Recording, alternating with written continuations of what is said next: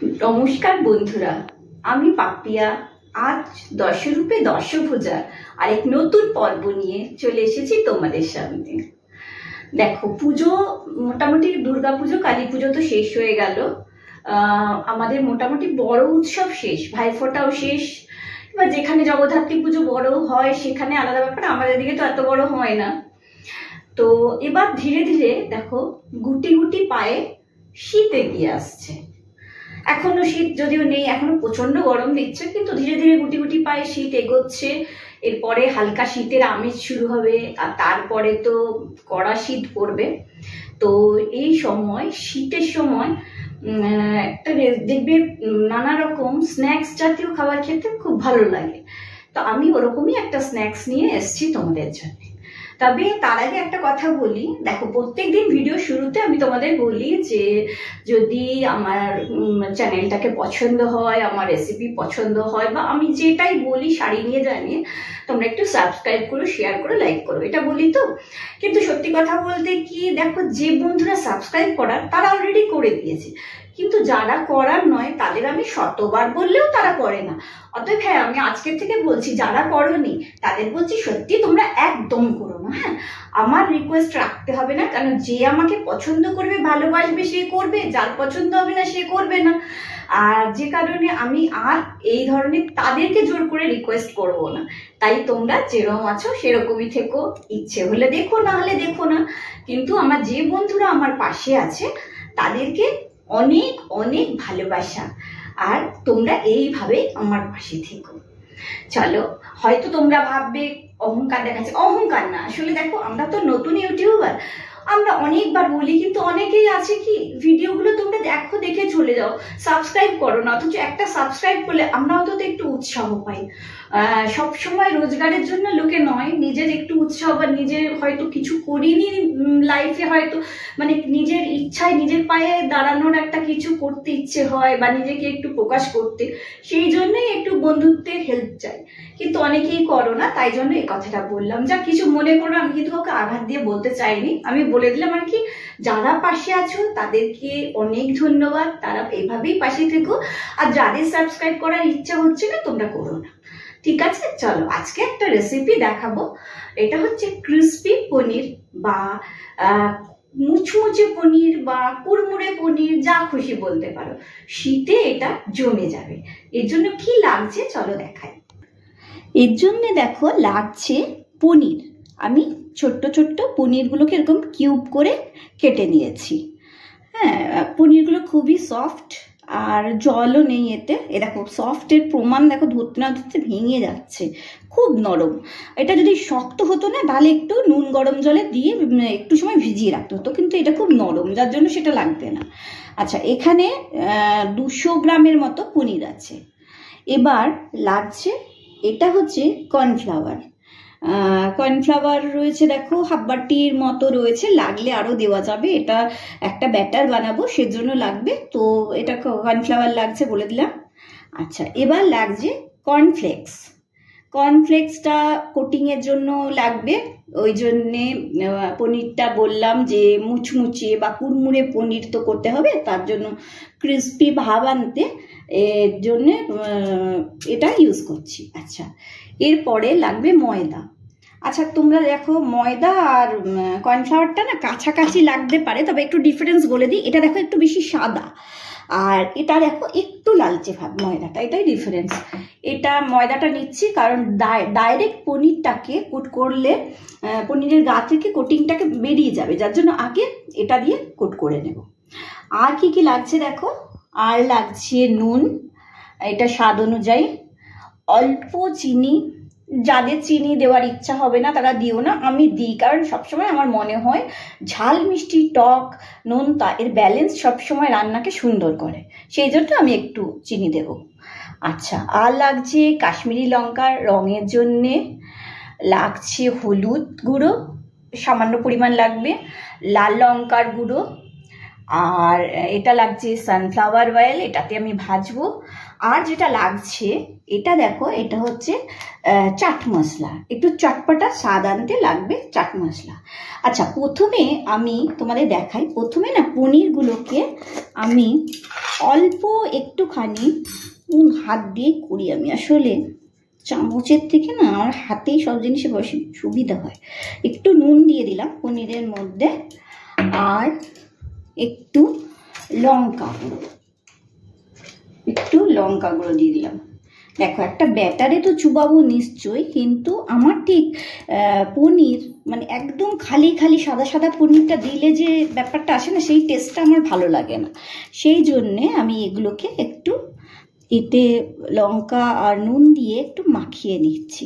এটা ততক্ষণ একটু মাখানো থাকলে নুনটা ঝালটা এটাতে ঢুকেও যাবে। আর এটা ততক্ষণ মাখানো থাক। এবার এটাকে সাইডে সরিয়ে দিলাম। এবার নিচ্ছি কর্নফ্লাওয়ারটা নিলাম। কর্নফ্লাওয়ারের মধ্যে প্রথমে অল্প একটু নুন দিলাম,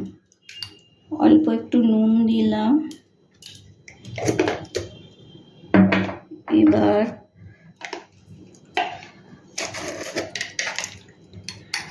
অল্প একটুখানি চিনি দিলাম,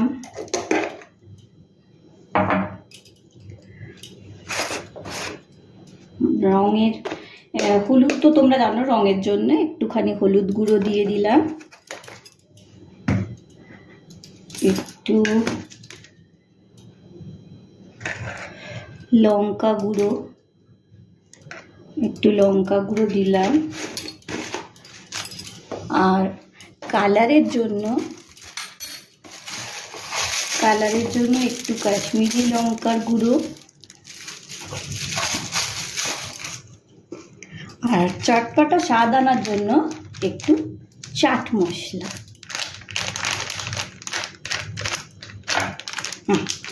এই দেখো এটা হয়ে গেল। এইবার এটাকে আগে মিশিয়ে নিই সবগুলোর সাথে। কারণ কি তোমাদের বলছি, এখনই যদি জল দিয়ে দিই না কি হবে জানো তো, কর্নফ্লাওয়ার খুব চিট ধরনের জিনিস তো ভালো করে মিশতে চাইবে না নুন চিনিগুলো, যার জন্য এটাকে ডাস্ট অবস্থায় মিশিয়ে নিয়ে জল দিলে তাহলে ঠিক হবে। ওই জন্য মিশিয়ে নিলাম। হয়তো এই ছোট ছোট বিষয়গুলো তোমাদের বলে দিই, কারণ রান্না করতে গেলে না আমরা এসব প্রবলেমের সামনে পড়ি, সেই জন্য এগুলো বলে দেওয়াই ভালো। এবার এটাকে আমি ভালো করে মিশিয়ে নিচ্ছি, তারপরে তোমাদের দেখাচ্ছি। আচ্ছা, এই যে কর্নফ্লেক্সগুলো আছে না, এগুলো একটু ভেঙে নিতে হবে জানো তো, মানে এগুলো অনেক বড় আছে, গোটা গোটা তো একটু আধ ভাঙা করে নিতে হবে, তাহলে ভালো হবে আর কি, লাগাতে সুবিধা হবে, আর কিছু না, এই কোটিং করতে পনিরের ইসে সুবিধা হবে।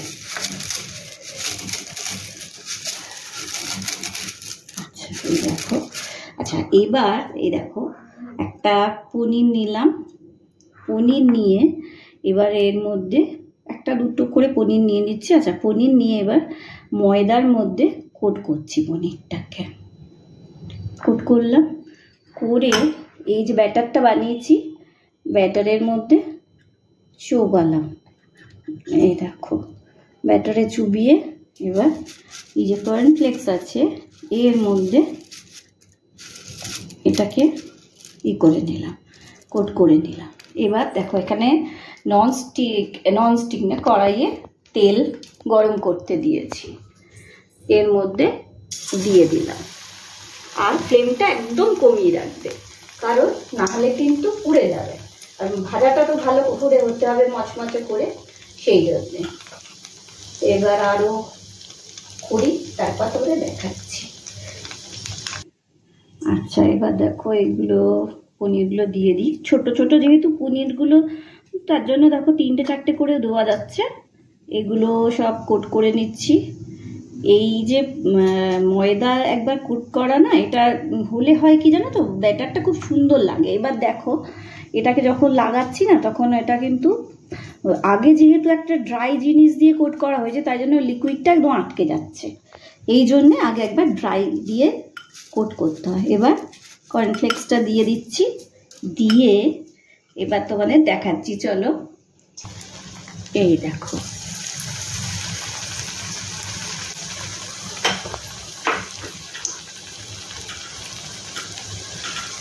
তো ভাজা হচ্ছে, তোমরা দেখো আমি এখান থেকে এগুলো রেডি করে কড়াইয়ে দিতে থাকবো।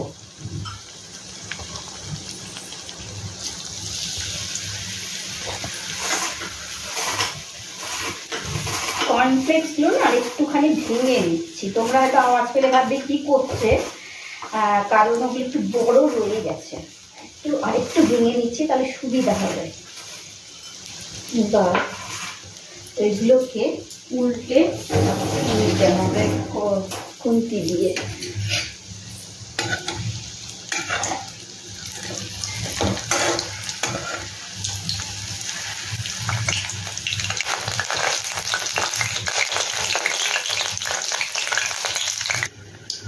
এই দেখো এগুলো ভাজা হয়ে গেছে, এবার এগুলো তুলে নেব, তারপরে আবার আরেক লট দেব। এই দেখো বানানো হয়ে গেছে কড়মড়ে বা কুড়মুড়ে পনির। এবার বললাম তো যে শীত এসেই যাবে, তাহলে প্রচণ্ড যখন শীত পড়বে বা হালকা শীতের আমেজ যখনই হোক, তখন ধুমায়িত কফির পেয়ালা আর সাথে এইটা পুরো জমে ক্ষীর। ওফ, ইয়াম্মি জিনিস হয়েছে। আর আরেকটা জিনিস দেখবে, এটা বলেছি তো খুব মচমচে হবে। দেখো এটা খুব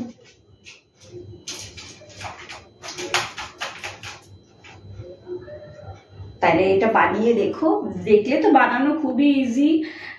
যদি কর্নফ্লেক্স থাকে আর পনির থাকে ঘরে, এটা গেস্ট আসলেও খুব তাড়াতাড়ি বানিয়ে দিতে পারো, খুবই ভালো লাগবে খেতে। আর একই ধরনের খাবার তো আমরা বাইরে থেকে কিনে আনলে হয়ে যায়। আর এইগুলো যদি বাইরে থেকে কিনতে যাও অনেক দাম পড়ে, তার থেকে ঘরে যদি খাওয়াও অনেক ফ্রেশ তেলে ভালো জিনিস খাওয়াতে পারবে, এবং নিজের আন্তরিকতা থাকবে, নিজের হাতের ছোঁয়া থাকবে, সেটা একটা আলাদাই ব্যাপার আসবে। তাহলে আজকে এটা দেখিয়ে শেষ করছি। সবাই ভালো থেকো আর সুস্থ থেকো। আবার এরপরে অন্য কোনো এপিসোড নিয়ে তোমাদের সামনে হাজির হব।